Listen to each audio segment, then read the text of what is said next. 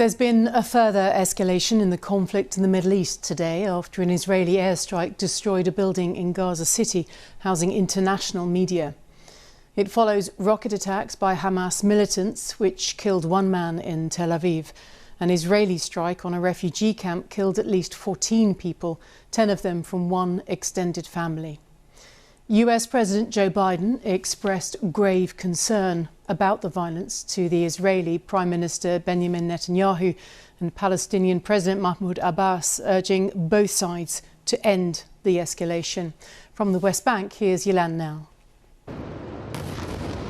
Within seconds, another tower block erased from Gaza's skyline. Journalists for international networks who worked inside rushed out after a warning from Israel that it was about to strike. It says Hamas intelligence used the building. Earlier, a barrage of rockets hit Tel Aviv for the first time in 2 days, with deadly results. Emergency services unable to save a man here. In Gaza, there's been almost no time to mourn as the numbers killed mount up. Mohammed Hadidi lost almost everyone in his family.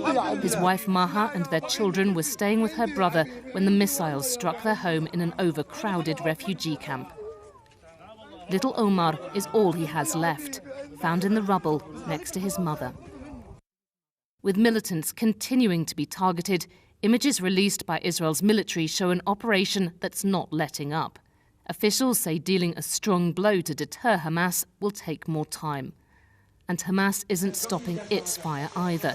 Its rockets, as always, are indiscriminate, continuing to pour down on the Israeli towns closest to Gaza. Tensions here remain high in Israel's mixed cities, where Jews and Arabs live side by side. There were more disturbances overnight. Today, this was Jaffa, the streets deserted.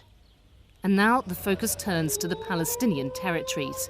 This is a solemn day when Palestinians remember the dispossession of hundreds of thousands of people when Israel was created in 1948. They call it Al-Nakba, the catastrophe. And this year, the violence elsewhere adds extra fuel to the protests. Yolande Nell, BBC News, Bethlehem. Well, our Middle East editor, Jeremy Bowman's in Jerusalem for us. Where do things stand then tonight, Jeremy? Well, as you've been hearing, defiance coming from both sides while all this is going on. The Israeli Prime Minister has been speaking. He said there could be difficult days ahead. Leader of Hamas has also been talking, and he said that they would keep up more attacks, and Hamas themselves have said that from around midnight local time, which is now, they would continue their attacks on Tel Aviv, and that Gaza, the small enclave which has been blockaded since 2006, has now, 2007 I should say, has now put the rest of Israel, they're saying, under blockade. Clearly they're using a lot of poetic license as far as that's concerned, but certainly Hamas felt at the beginning of this, I believe, that they'd taken the initiative away from the Israelis. And I think that only when the Israelis feel that they are on top of this, that they have caused enough damage to Hamas, and most importantly, that a ceasefire is negotiated, and as you've heard, the Americans are talking, the American envoy is here, he's talking to other Palestinian groups as well, though not directly to Hamas.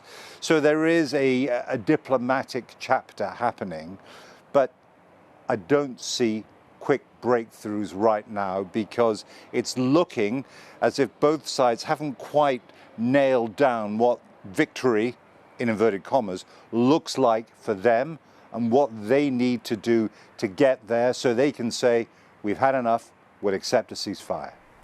Jeremy, thank you.